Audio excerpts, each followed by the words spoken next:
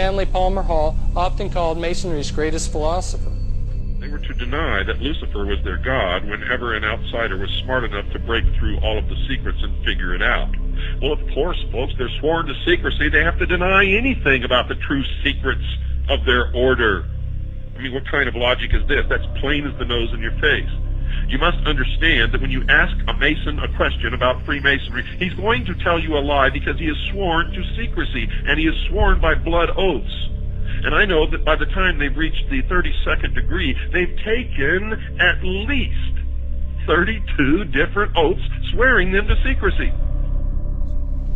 Manly P. Hall, if you do not know, was one of the most brilliant spiritual men that I have ever even read about. And so I want to pay tribute to Mr. Hall. And who is Manly P. Hall? Manly P. Hall was a Grand Master in the Illuminati.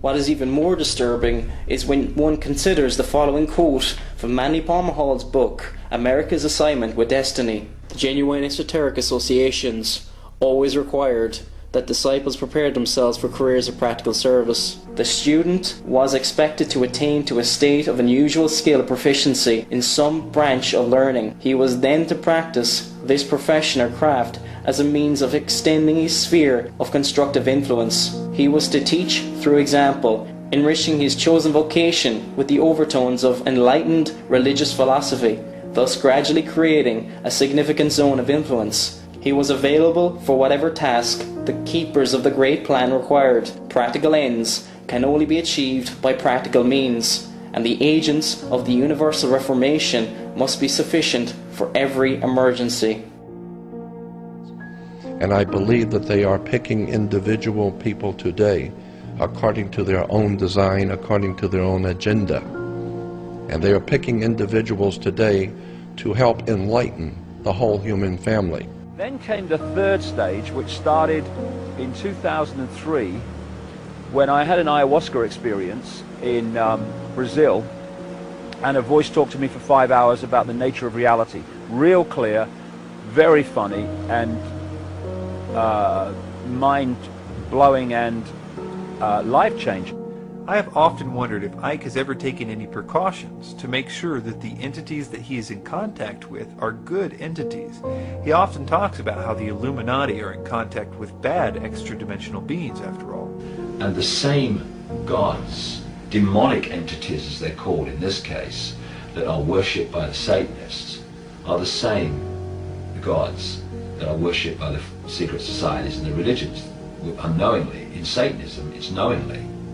These reptilian entities seem to operate, and again, it's not just reptilian. There are many different kinds of entities that do not have a human form, that operate just outside of human sight, and history has recorded them as demons and all this stuff. So I wonder if he had a system to discern whether the ones that he's talking to are the same ones that are influencing the Illuminati. You can imagine I was a bit discouraged to hear things like this. Well, I've been on a long journey of nearly 20 years now, consciously doing this, and some force has been pushing me in different directions through intuition, through urges. I just got to do this, I've just got to go there. As I've gone through this and followed it, and who the force is, and they are, I don't know. I'm not really that interested, funnily enough, because I just go with it, and I'll remember what it's all about when I leave this genetic spacesuit. Now, here is the mystery, considering all that we have learned so far. I think there's a lot of this whole New Age area, you know, of ascended masters and all the Blavatsky stuff and Ashtar Command. I say that that is a belief system controlled by the same force, which is also trawling that bloody energy as we go along. Again, considering everything we've just learned, this is clearly an admission that he has been lied to by the spirits all of his life. I mean, if they told him that they were Alice Bailey's ascended masters, which they did, and they taught him theosophy word for word, which they did, he must be admitting here that all that he was taught is a lie. But the problem is that he has never stopped teaching and promoting the beings he talked to, or what they told him to teach. He clearly attributes everything he is to them. Among these messages that was given to me in 1990 were, he will say things and wonder where they came from. They will be our words. Sometimes we will put knowledge into his mind. Sometimes he will be led to knowledge. And another one was, a little bit later, arduous seeking is not necessary.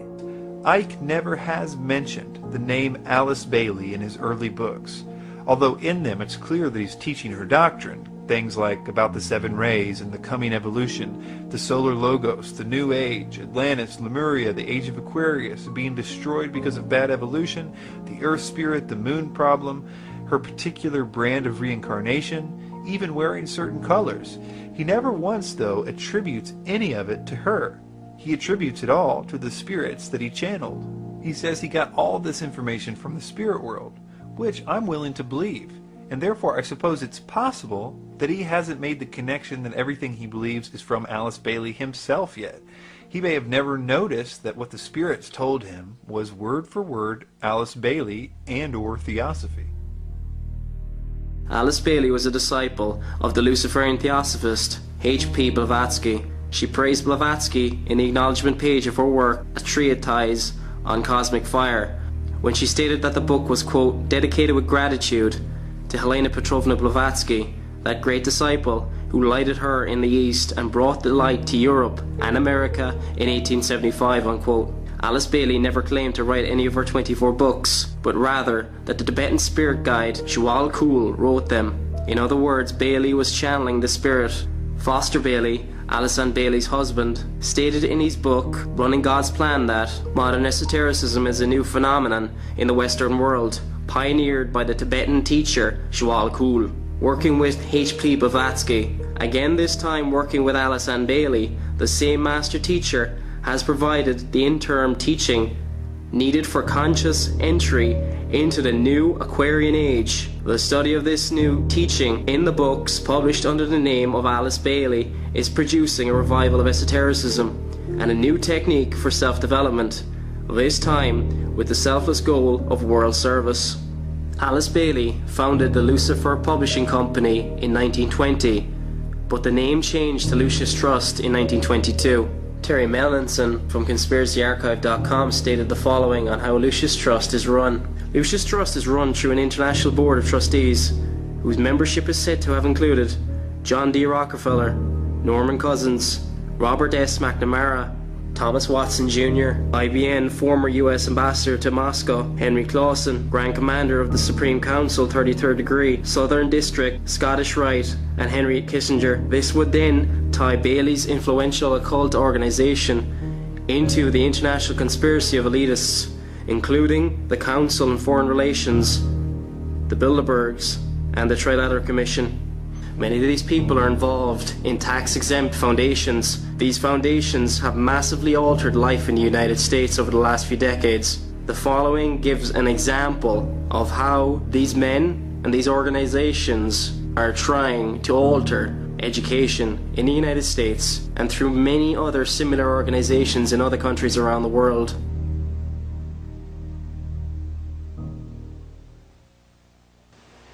The story you are about to hear represents a missing piece in the puzzle of modern history. Without this knowledge, many contemporary events are simply beyond understanding. You are about to hear a man tell you that the major tax-exempt foundations of this land, since at least 1945, have been operating to promote a hidden agenda. And that agenda has nothing to do with the surface appearance of charity, good works, or philanthropy. The man who tells this story is none other than Mr. Norman Dodd, who in 1954 was the staff director of the Congressional Special Committee to investigate tax-exempt foundations, sometimes referred to as the Reese Committee, in recognition of its chairman, Congressman Carroll Reese. Mr. Dodd, you have spoken before about some interesting things that were discovered by Catherine Casey at the Carnegie Endowment. Can you tell us that story, please? Yes, I'm glad to, Mr. Griffin. this experience that you have just referred to came about in response to a letter which I had written to the Carnegie Endowment for International Peace, asking certain questions and gathering certain information. And on the arrival of that letter, Dr. Johnson, who was then president of the Carnegie Endowment, telephoned me and said, did I ever come up to New York? And I said, yes, I did, more or less each weekend. And he said, well, when you're next here, will you drop in and see us? Which I did. And again, on arrival at the office of the endowment, I found myself in the presence of Dr. Joseph Johnson, the president, who was a successor to Alger Hiss, two vice presidents, and their own counsel, a partner in the firm of Sullivan and Cromwell. And Dr. Johnson said, after, again, amenities, Mr. Dodd, we have your letter. We can answer all those questions, but it'd be a great deal of trouble. And we have a counter-suggestion. And our counter-suggestion is that if you can spare a member of your staff for 2 weeks and send that member up to New York, we will give to that member a room in the library and the minute books of this foundation since its inception. And we think that whatever you want to find out or the Congress wants to find out will be obvious from those minutes. What could possibly be wrong with foundations? They do so much good. Well, in the face of that sincere conviction of Catherine's, I went out of my way not to prejudice her in any way. But I did explain to her that she couldn't possibly cover 50 years of handwritten minutes in 2 weeks. So she would have to do what we call spot reading. And I blocked out certain periods of time to concentrate on. And off she went to New York. She came back at the end of 2 weeks with the following in the way of, on dictaphone belts. We are now at the year 1908, which was the year that the Carnegie began operations. And in that year, the trustees, meeting for the first time, raised a specific question, which they discussed throughout the balance of the year in a very learned fashion. And the question is there any means known more effective than war, assuming you wish to alter the life of an entire people? And they conclude that no more effective means than war to that end is known to humanity. And finally, of course, we are, the war is over. At that time, their interest shifts over to preventing what they call a reversion of life in the United States to what it was prior to 1914, when World War I broke out. And they arrive at that point, they come to the conclusion that to prevent a reversion, we must control education in the United States. And they realize that that's a pretty big task. So to them, it is too big for them alone, so they approach the Rockefeller Foundation with the suggestion that that portion of education which could be considered domestic be handled by the Rockefeller Foundation, and that portion which is international should be handled by the endowment. And they then decide that the key to the success of these two operations lay in an alteration of the teaching of American history. Alice Bailey stated, in the externalization of the hierarchy, educators and psychologists of vision in every country must be mobilized, and the pattern of things to come for the children must be intelligently determined. This will have to be done on an international scale and with the